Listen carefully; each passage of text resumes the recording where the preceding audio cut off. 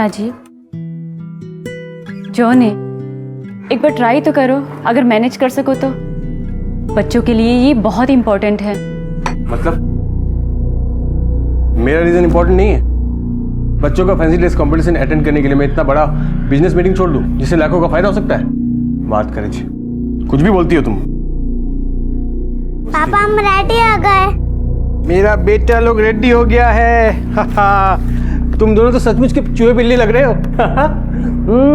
सुनो, स्टेज पे बिल्कुल नर्वस नहीं होना, एकदम कॉन्फिडेंस, ठीक है सब कुछ। और एक काम करना, मम्मी से बोल के ना तुम दोनों का एक फोटो भिजवा देना मुझे। पापा आप हमारे साथ स्कूल नहीं आ रहे हो? सॉरी बेटा, एक बिजनेस मीटिंग में जाना है, अर्जेंट है इसलिए नहीं आ पाऊंगा, लेकिन अगली बार पक्का, ठीक है? प्रॉमिस। टेक केयर बेटा, बाय।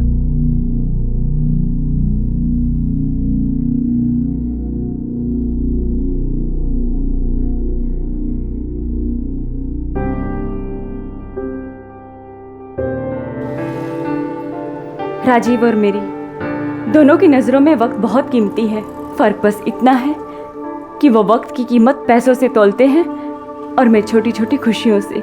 बच्चों को बहलाने का कोई ना कोई बहाना ढूंढ ही लेती हूँ मैं, लेकिन खुद को बहलाने का अब तक कोई बहाना नहीं मिला मुझे। घर के बाकी सारे काम निपटाने में पूरा दिन बिता देने के बाद एक वक्त ऐसा आता है जब लगता है कि कोई बस हाथ भर ही पकड़ ले। क्या कर रही हो? सो जाओ, 3 प्रेजेंटेशन और बनाने मुझे। Don't disturb me.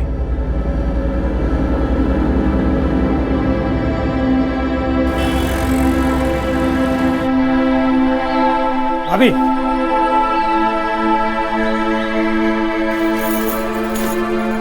तुम्हारी इतनी हिम्मत, मैं अभी सबको तुम्हारे बारे में बताती हूँ। अरे भाभी, वो गलती से हाथ फंस गया था। भाभी आप तो इतने पुराने ग्राहक हो, मैं ऐसा कर सकता क्या? जब औरत के अकेलेपन की खबर बाहर निकलती है तो अकेलेपन के सिवा और भी बहुत कुछ होता है जिसका सामना उसे करना होता है, वो भी अकेले। क्या है? चलो। अकेली औरत समाज में मर्दों के लिए लॉटरी के उस सस्ते टिकट की तरह होती है जिसके ना निकलने का किसी को कोई नुकसान नहीं होता, लेकिन जो निकल जाए तो बस मजे ही मजे। इसलिए हर कोई अपनी किस्मत आजमाना चाहता है।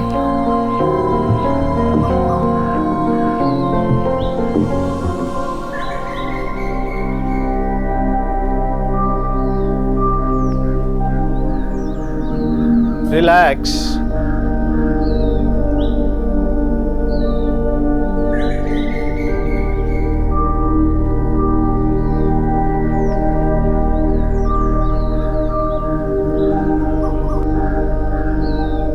हाथों को सीधा रखिए, बॉडी को ढीला छोड़ दीजिए एंड फील। ये क्या कर रहे हैं आप? दूर हटिए मुझसे। तुम्हारी हिम्मत कैसे हुई मुझे छूने की? तो ये सब करने आती हैं आप यहाँ? आपका पति आप पर ध्यान नहीं देता तो इसका मतलब ये नहीं है आप किसी पर भी टूट पड़े। चली जाइए यहाँ से, गेट आउट। लोग यहाँ पर मन की शांति लेने आते हैं और तुम्हें देखो पति से इच्छाएं पूरी नहीं होती इसलिए मुझे लुभा रही हो। चली जाओ यहाँ से, जाओ यहाँ से।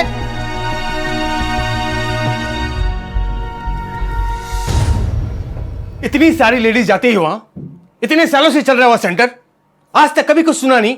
तुम्हारे साथ ही क्यों करेगा वैसा वो? अरे मने तो लगे चित तुमने इशारा किया होगा। वैसे भी मुझसे घर से तुम उब चुकी हो ना। ये तुम क्या कह रहे हो राजीव? अरे क्या गलत कह रहा हूं मैं? सारे दिन तो बोलती रहती हो तुम कि मैं उब चुकी हूं, मुझे कहीं घुमाने नहीं ले जाते, मैं पिक्चर नहीं ले जाते। पर ये सब तो बहाना है। तुम्हें ना बाहर के लोगों पे इंटरेस्ट आ गया बस। सच बोल रहा हूं ना मैं? अब मूर्ति की तरह क्यों खड़ी हो? बोलो। तुमने सब कुछ बोल दिया ना, तो मैं क्या बोलूं?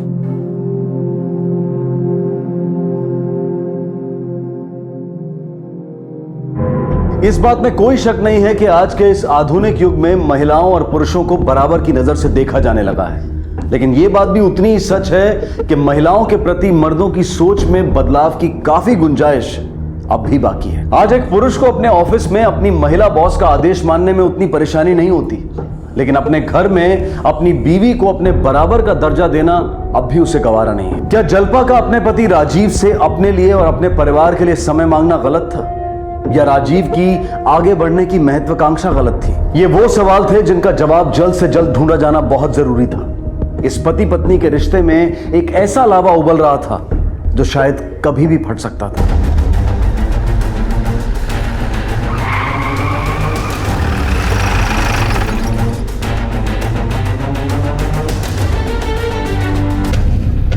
सर, लगता है बच्चों को पानी में डुबोकर इसने खुदकुशी कर दी।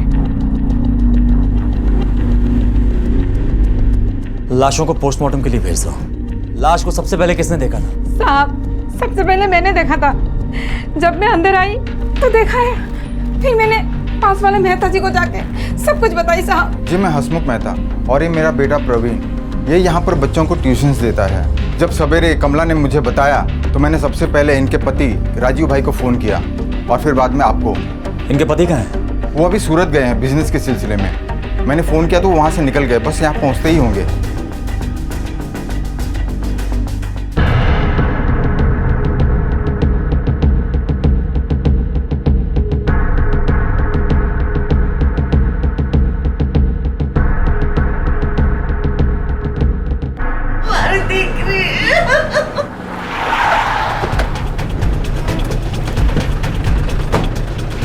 परमार, एक काम करो, आस पड़ोस के लोगों से पूछ के देखो, शायद किसी को कुछ मालूम है। सर, तुम मेरे चलो। साथ।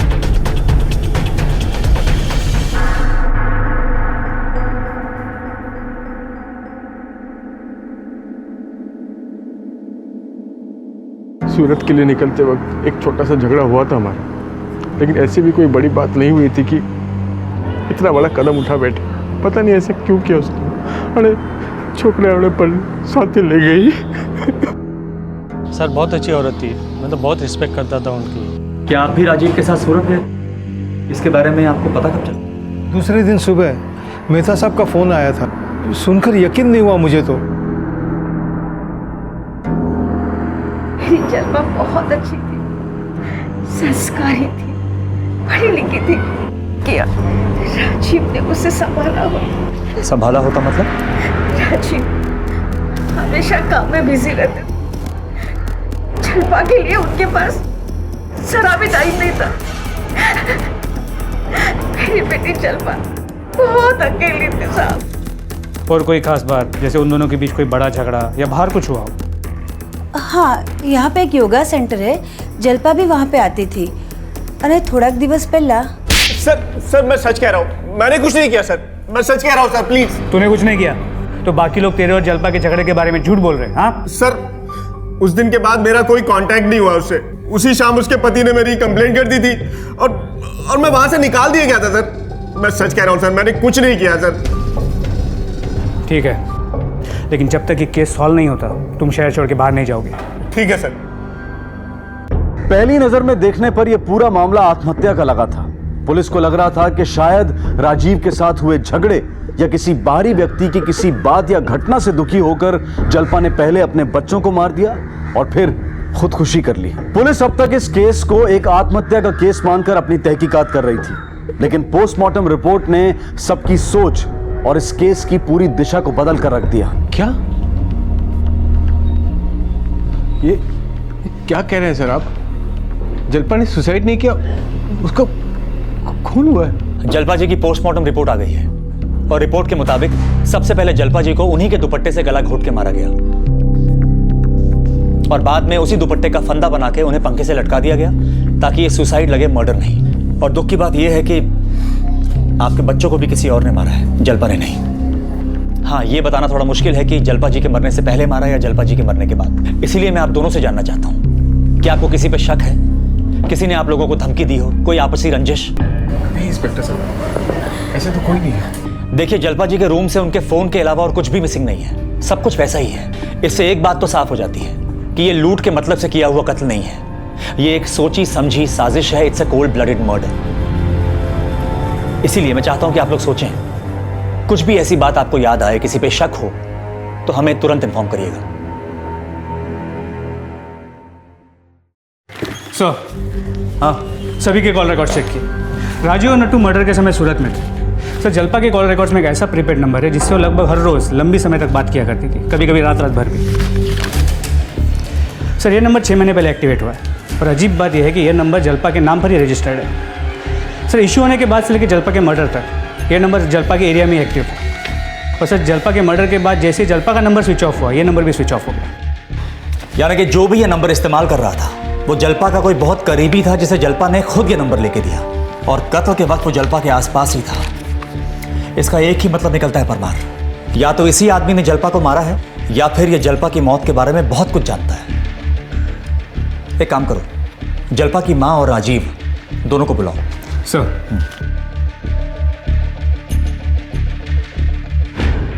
आप ही समझाइए मुझे, ये कैसे पॉसिबल है मिस्टर राजीव कि आपकी पत्नी पिछले 6 महीनों से रात में घंटों किसी से बातें करती थी, लेकिन उस शख्स के बारे में आपको कुछ मालूम ही नहीं है कि वो आदमी था या औरत।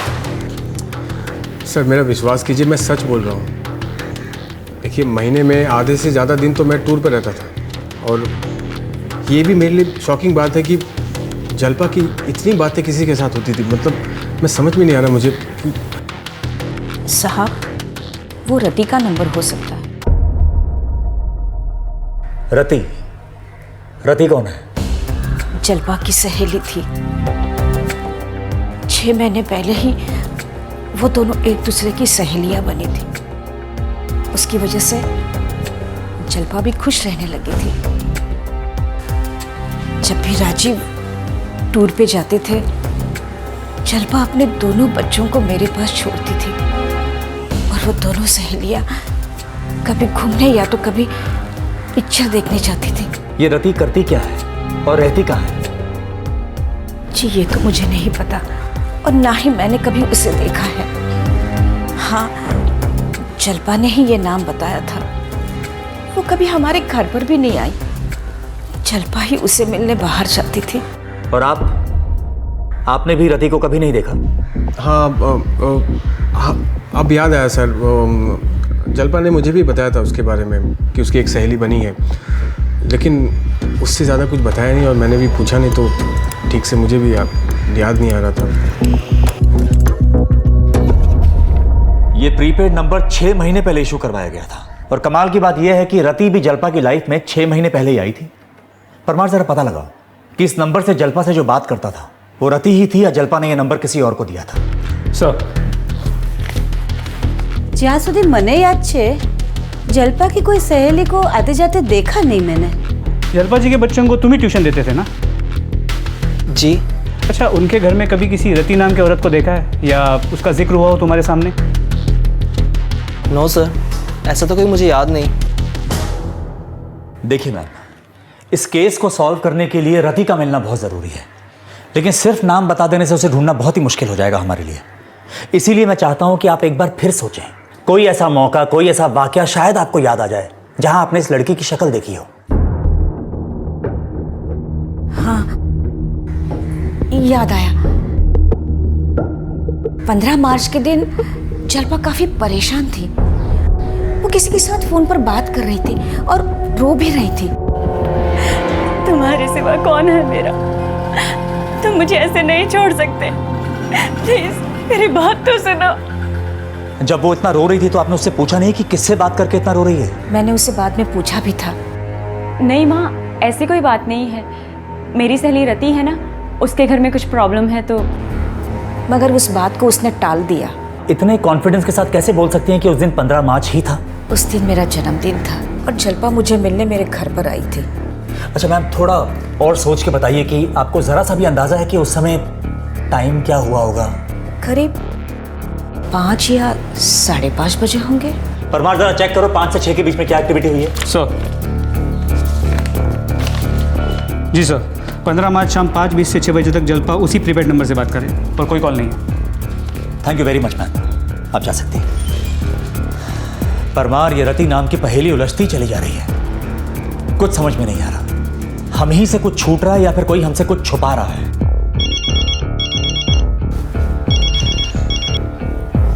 हेलो, हाँ बोलो। नाम क्या है रेस्टोरेंट का? हाँ ओके सर, मोबाइल कंपनी से क्लू मिला। जलपा को अपने उस प्रीपेड नंबर पर एक प्रमोशनल एक्टिविटी में कैंडल लाइट डिनर के कपल पासेस मिले और उसने वो कलेक्ट भी किए।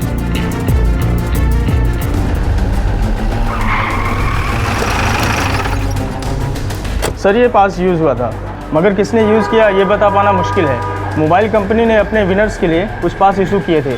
हमने इन्हें चेक करके एंट्री तो दे दी, लेकिन किसी का रिकॉर्ड हमारे पास नहीं है। एक काम करिए, मुझे उस दिन की सीसीटीवी फुटेज दिखाइए। हाँ, थोड़ा आगे फॉरवर्ड करिए। स्टॉप स्टॉप स्टॉप स्टॉप, यहां से प्ले करो।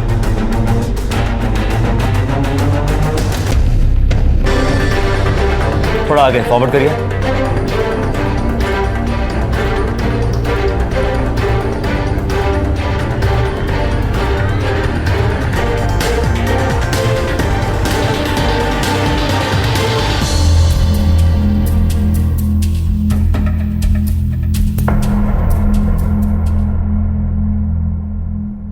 चलो, कम से कम एक जरूरी बात तो पता चली कि जलपा की लाइफ में 6 महीने पहले जो नया दोस्त आया था वो कोई लड़की नहीं बल्कि लड़का था।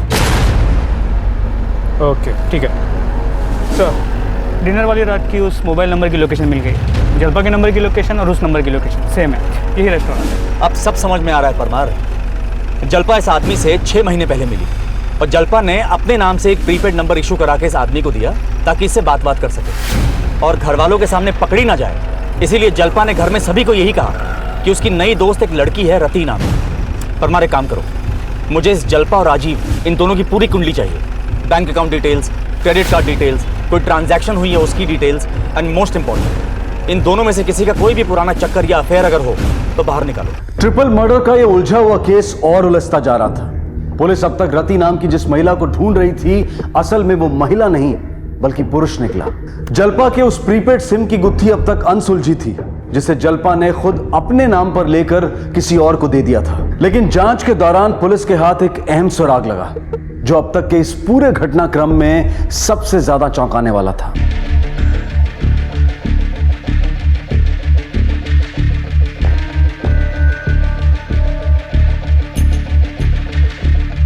सर, अरे बताइए तो, मुझे क्यों लेके जा रहे हैं आप लोग? सब बताऊंगा, जल्दी। ऐसा आखिर हुआ क्या है सर? सब बताऊंगा, सब क्या हुआ? चलो। सर ये आखिर बताइए तो सही, हमने किया क्या है? मेरी बीवी बच्चों का कत्ल हुआ। ड्रामा नहीं मत कर मेरे सामने। ड्रामा बंद कर और चुपचाप कबूल कर कि तूने अपनी पत्नी और दोनों मासूम बच्चों को मार दिया। क्या कह रहे हैं सर आप? किस बिना पर कह रहे हैं सब? अब किस बिना पर? मैं दिखाता हूं किस बिना पर। किस बिना पर?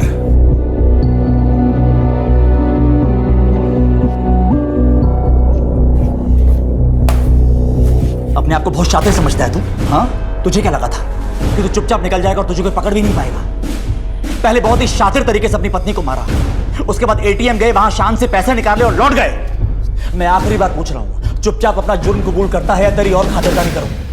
मैं मानता हूं सर कि मैं उस रात सूरत से बड़ौदा वापस आया था, लेकिन जब मैं घर पहुंचा तो जलपा की लाश पंखे से लटक रही थी। भला अपनी पत्नी को और बच्चे को मैं क्यों मारूंगा सर? मैं बताता हूं तू अपनी पत्नी और बच्चों को क्यों मारेगा। क्योंकि तू ये बात जान चुका था कि तेरी पत्नी के जीवन में जो नया दोस्त आया वो कोई रति नाम की औरत नहीं थी बल्कि एक मर्द था। ये बात तुमसे बर्दाश्त नहीं हुई और इसीलिए तुमने बेदर्दी से अपनी पत्नी और दोनों मासूम बच्चों को मार दिया। नहीं सर, मैंने ऐसा कुछ नहीं किया सर। मैं अपने परिवार को अपने हाथों से क्यों मारूंगा सर? आप मेरा यकीन कीजिए सर। लेकिन हाँ सर, मुझे एक बात का पता चल गया था सर। जलपा का अफेयर था समीर के साथ। क्या? समीर? हाँ सर, समीर कॉलेज के दिनों से लवर था उसका। ट्रांसफर होकर अहमदाबाद से बड़ौदा आया था। जलपा ने मिलाया भी था उससे मुझे, घर भी आता जाता था। एक दिन जब मैं टूर से लौटा तो मैंने देखा। अरे बेटा, पढ़ाई कर रही हो? आजा। अरे संजू यहाँ सो रहा है सोफे पे। क्यों, मम्मी कहाँ है? मम्मी ऊपर है समीर अंकल के साथ। हाँ? समीर अंकल के साथ ऊपर है। एक मिनट बेटा, तुम पढ़ाई करो, पापा भी है।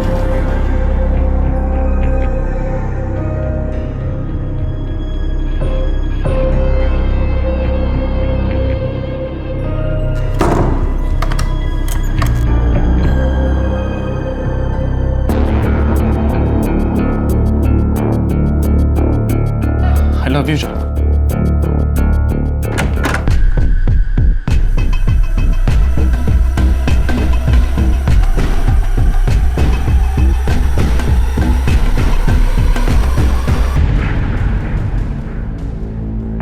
उस वक्त बच्चों की वजह से चुप रह गया मैं, लेकिन बाद में जब उससे बात करने की कोशिश की तब भी उसने अपनी गलती मानने के बजाय मुझे ही दोषी ठहराने लगा। जब भी टूर के लिए मैं बाहर जाता तो वो बच्चों को अपनी मम्मी के घर छोड़कर समीर से मिलने चली जाती।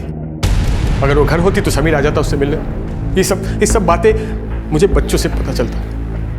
कई बार अचानक टूर से वापस लौटा मैं ताकि रंगे हाथों उन दोनों को पकड़ सकूं, लेकिन होशियार हो गए थे तुम। और इतना सब कुछ हो जाने के बाद भी जब तुम्हारी पत्नी जल्पा ने समीर के साथ अपना रिश्ता नहीं तोड़ा तो तुमने उसे मारने का फैसला कर लिया। और इस घिनौने काम में तुम्हारा साथ दिया तुम्हारे इस अकाउंटेंट नट्टू ने। नहीं साहब नहीं, मुझे तो ये सब कुछ पता ही नहीं था। उस दिन सूरत में पता चला था पहली बार। राजीव भाई मार्केट से थोड़ा जल्दी लौट गए थे होटल को, और मैं सारा काम पटा के रात में होटल पहुंचा तो देखा कि अरे राजीव भाई आपने तो बहुत पी रखी है, बोलो मने क्या हुआ? जलपा नट्टू का जलपा धोखा दे रही मुझे। चक्कर चल रहा है उसके एक आदमी के साथ, अभी भी उसके साथ, इसलिए मेरा फोन नहीं उठा रही है। शू को जो राजीव भाई, मैं अभी बड़ौदा जाकर दोनों को खत्म करके आता हूँ। राजीव भाई अभी आप नशे में हैं, बात बिगड़ जाएगी राजीव भाई। रात बहुत हो चुकी है। हाँ कल सुबह जाएंगे, आप सो जाइए, आप सो जाइए राजीव भाई, सो जाइए, आप सो जाइए। हाँ और इसीलिए कत्ल के वक्त तुम्हारे फोन की लोकेशन बड़ौदा की बजाय सूरत दिखा रही थी, राइट? सर नशे की वजह से होश नहीं था मुझे। भूत चढ़ गया था मेरे दिमाग में कि जलपा और समीर एक साथ होंगे और मुझे बड़ौदा जाकर उन दोनों को मार डालना है। इसलिए नट्टू काका के जाने की थोड़ी देर बाद मैं होटल से निकला, टैक्सी पकड़कर बड़ौदा।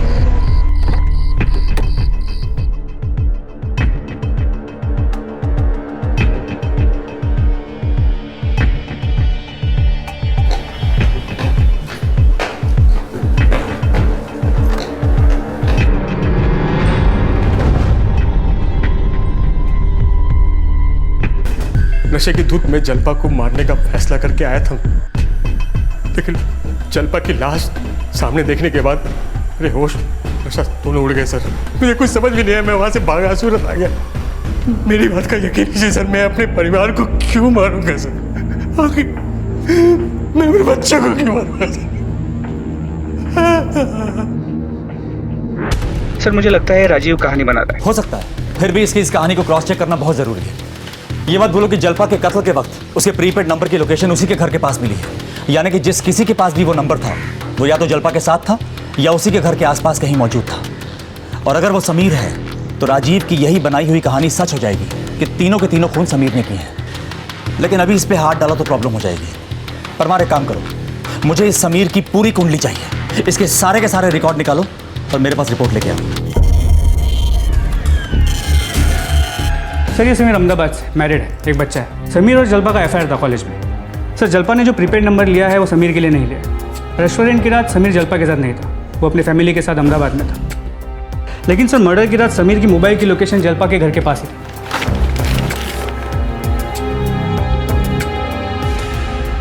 उठा के लाओ उसे।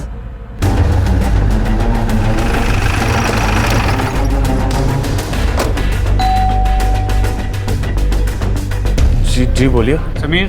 हाँ मैं हूँ समीर। ले चलो इसे। कुछ तो सर कुछ तो बताइए सर, मैंने क्या है? नहीं सर, ये बात बिल्कुल भी झूठ है।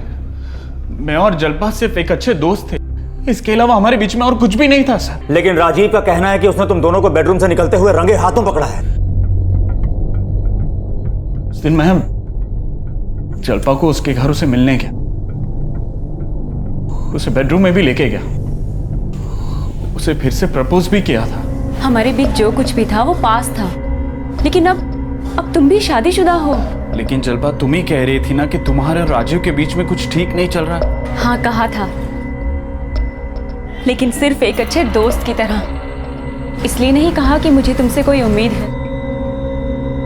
समीर तुम्हारा एक अच्छा हंसता खेलता परिवार है, तुम इस 2 पल की खुशी के लिए उसे दांव पे क्यों लगाना चाहते हो? तुम नहीं जानते कि एक परिवार के टूटने का दर्द क्या होता है। जलपा हूं तने बहुत प्रेम करूं છું मैं तुम्हारे लिए अपने परिवार को भी छोड़ दूंगा जलपा आई लव यू जलपा छोड़ मुझे समीर।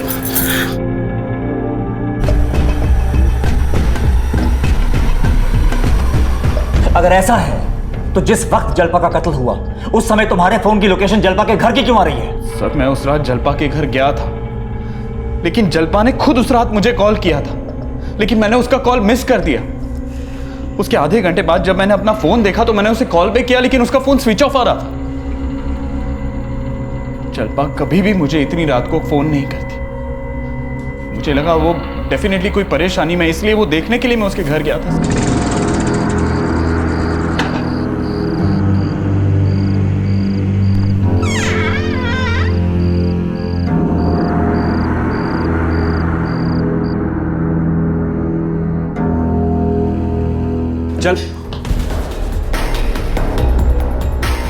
जलपा, मैं बहुत ही डर गया। मैं कोई और परेशानी में नहीं पड़ना चाहता था। जलपा ऑलरेडी मर चुकी थी, इसलिए पुलिस को कांटेक्ट करने की वजह मैं खामोश रहा सर। क्या जलपा को कभी किसी और के साथ देखा था, या कभी किसी के बारे में जिक्र किया उसने, या जलपा से जुड़ी हुई ऐसी कोई बात जो तुम्हें अजीब लगी हो? एक बात है सर, पिछले महीने मैं और जलपा कॉफी के लिए मिले थे। जलपा वॉशरूम के लिए गई थी, तब उसके फोन पर बार बार किसी अननोन नंबर से कॉल आ रहा था।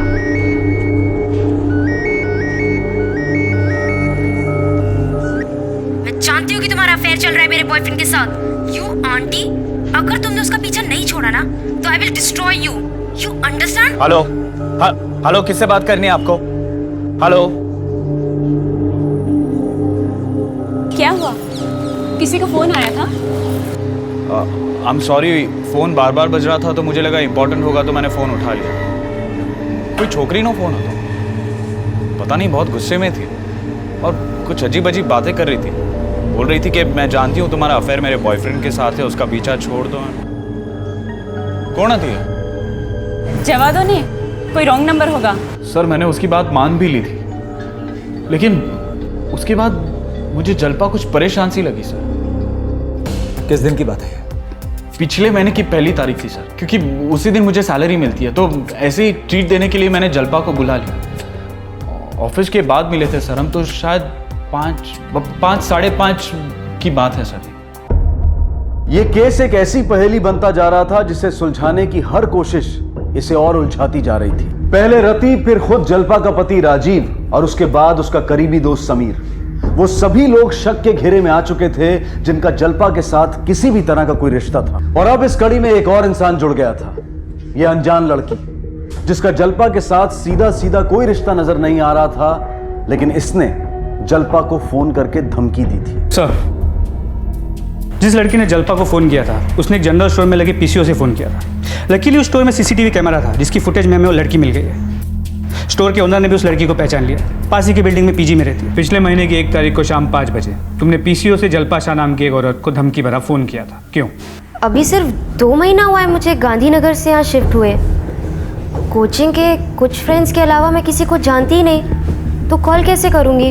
हमने वहाँ की सीसीटीवी फुटेज चेक की, तुम्हारे पहले और तुम्हारे बाद वहाँ पे किसी भी लड़की ने फोन नहीं किया। अब बताओ। 1 महीना हो गया है, इसलिए मुझे ठीक से याद नहीं है, बट आई एम श्योर मैंने किसी फ्रेंड को कॉल किया होगा। तुमने कहा कि यहाँ तुम 2 महीने पहले आई थी, क्यों? कोचिंग, पीसीएस की तैयारी कर रही हूँ। अच्छा। जी हाँ, कोचिंग ज्वाइन करनी थी, इसीलिए यहाँ शिफ्ट होना पड़ा। तुम्हारे बॉयफ्रेंड का नाम क्या है? मेरा कोई बॉयफ्रेंड नहीं है। प्रवीण? जी मैं हसमुख मेहता, और ये मेरा बेटा प्रवीण, ये यहाँ पर बच्चों को ट्यूशन्स देता है। मिस्टर मेहता का बेटा, वही जो जलपा के बच्चों को ट्यूशन पढ़ाने जाता था? Yes sir. और सर ये रहे आंशी के कॉल रिकॉर्ड्स। इससे साफ पता चलता है कि बड़ौदा में उसका सिर्फ एक कॉन्टैक्ट था, उसका long distance boyfriend Praveen. Anshi ने जिस बॉयफ्रेंड से जलपा को दूर रहने के लिए कहा था वो हो ना हो ये प्रवीण ही है। सर ये प्रवीण के कॉल रिकॉर्ड्स, इसकी मोबाइल की लोकेशन और जलपा ने लिए हुए प्रीपेड नंबर की मोबाइल की लोकेशन एग्जैक्टली सेम रही है। और जिस रात जलपा का मर्डर हुआ उसकी मोबाइल की लोकेशन जलपा के घर के आसपास ही थी।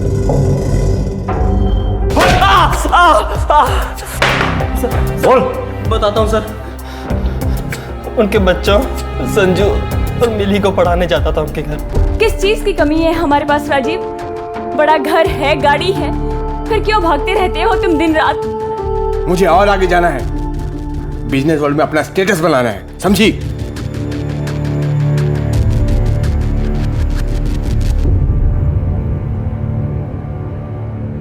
मैंने उन्हें देख लिया था कि वो अकेली हैं, उन्हें किसी की ज़रूरत थी सर।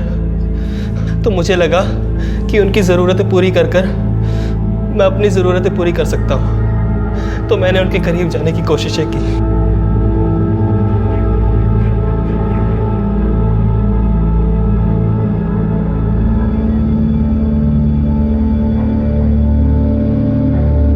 आपके पर्सनल मैटर में बोलने का हक तो नहीं है मुझे, पर आपसे एक बात कहना चाहता हूँ। जब आप रोती हैं ना तो मुझे बिल्कुल अच्छा नहीं लगता।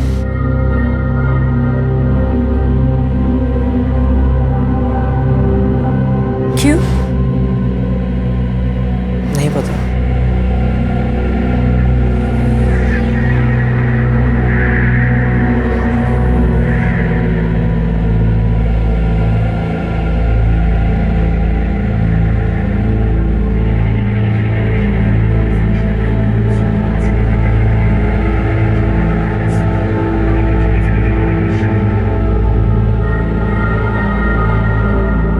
मैं जानता था कि जलपा जी की ज़रूरत सिर्फ इमोशनल है, उन्हें सिर्फ प्यार चाहिए था।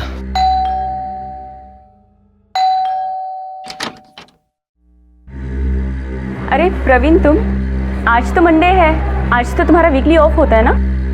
जी जलपा जी, आज मैं बच्चों को पढ़ाने नहीं, आपसे मिलने आया था। कुछ काम था आपसे। आओ अंदर आओ।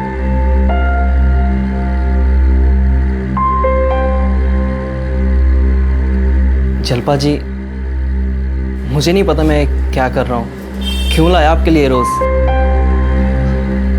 मुझे इसके बदले में कुछ नहीं चाहिए, आप बस इसे एक्सेप्ट कर दो, दैट्स ऑल।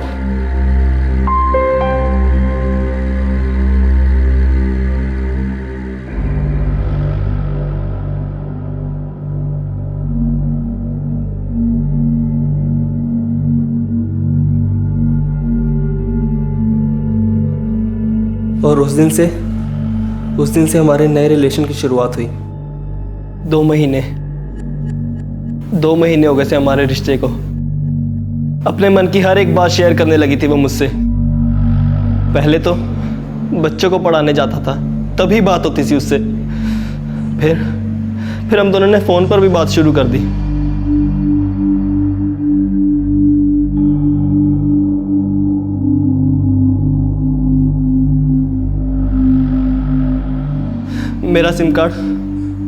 मेरा सिम कार्ड पापा के नाम पर था, तो मुझे डर लगता था कि पापा को पता ना चल जाए। इसलिए उन्होंने अपने नाम पर एक सिम इशू करवा कर दिया, ताकि हम बेझिझक होकर बातें कर सकें। और कुछ दिन बाद उनका बर्थडे भी था। वो और राजीव भाई दोनों डिनर के लिए बाहर जाने वाले थे। वो रेडी होकर उनका वेट कर रही थी, लेकिन हाँ राजीव, मैं रेडी हूँ। क्या तुम नहीं आ रहे हो? पर राजीव, आज हमारा बर्थडे छे। लेकिन राजीव भाई ने वही किया जो हमेशा करते थे, प्रोग्राम कैंसिल। वो 2 दिन के लिए सूरत निकल गए थे। जलपा जी बहुत रोई थी उस दिन।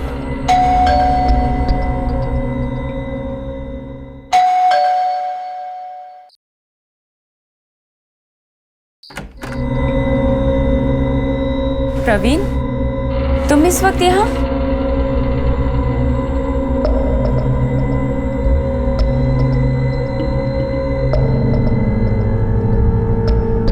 Birthday to you, happy birthday, happy birthday, happy birthday to you.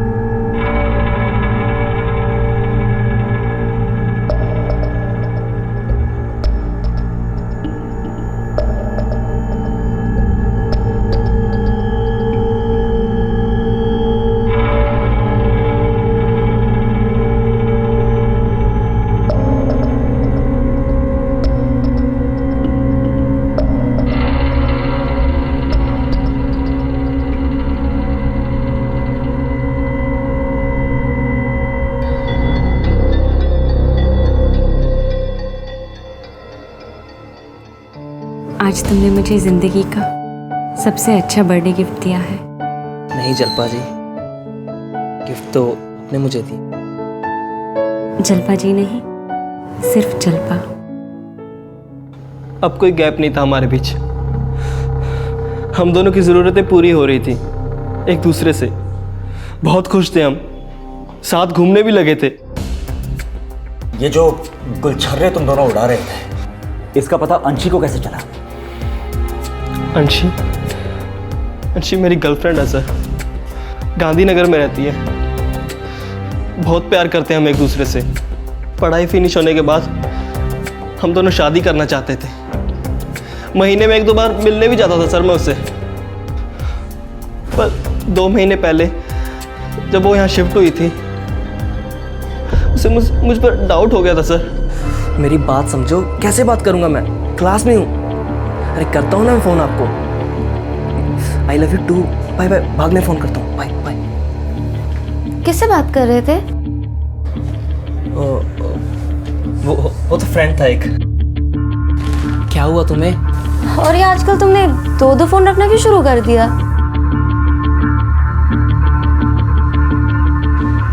ऐसे उस दिन से अंशी को मुझ पर शक होने लगा था। फिर एक दिन अच्छा, आज पापा घर पे नहीं थे, है ना?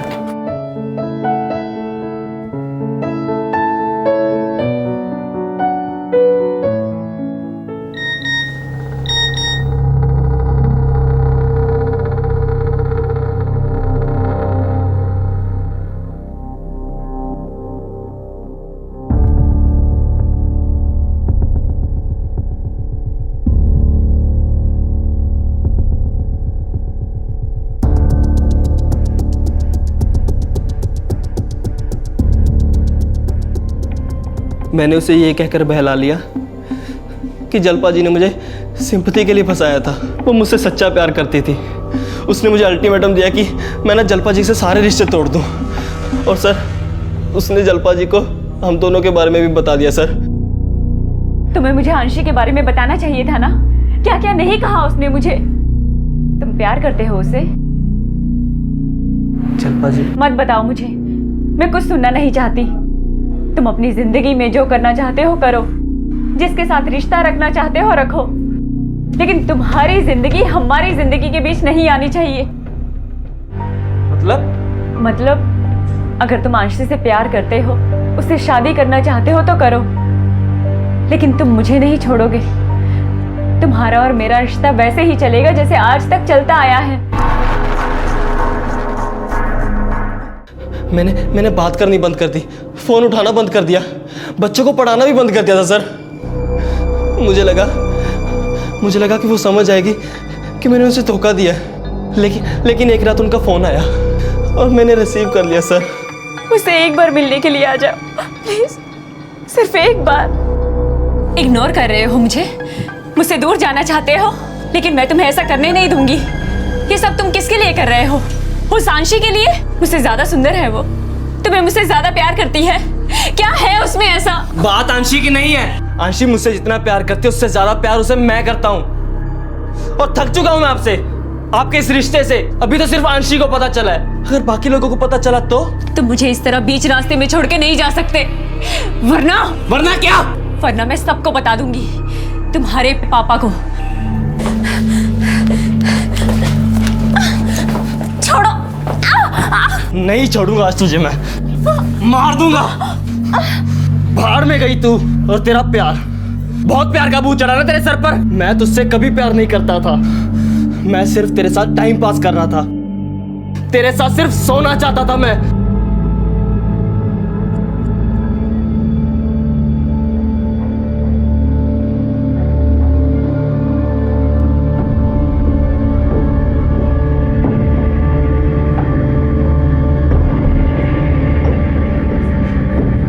प्रवीण सर,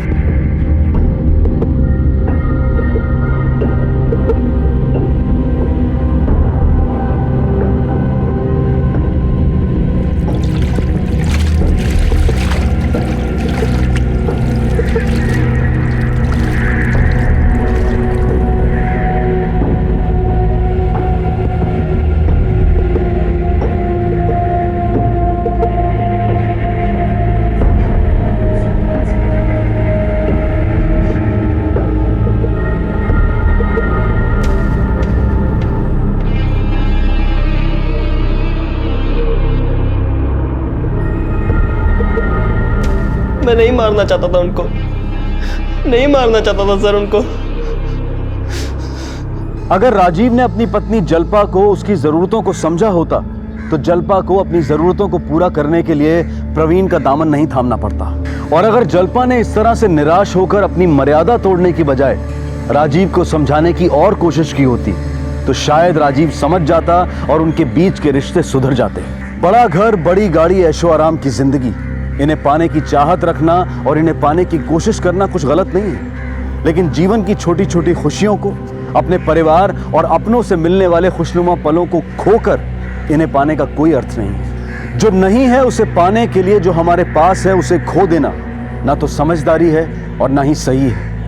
इसलिए प्यार और वक्त दीजिए अपने परिवार को, अपने आप को और इस जीवन को। आपसे फिर मुलाकात होगी अगले एपिसोड में एक और नए केस के साथ। तब तक अपना और अपने परिवार का ख्याल रखें और देखते रहें क्राइम पेट्रोल डायल 100। सबक एक को, सीख हम सबको। जय हिंद।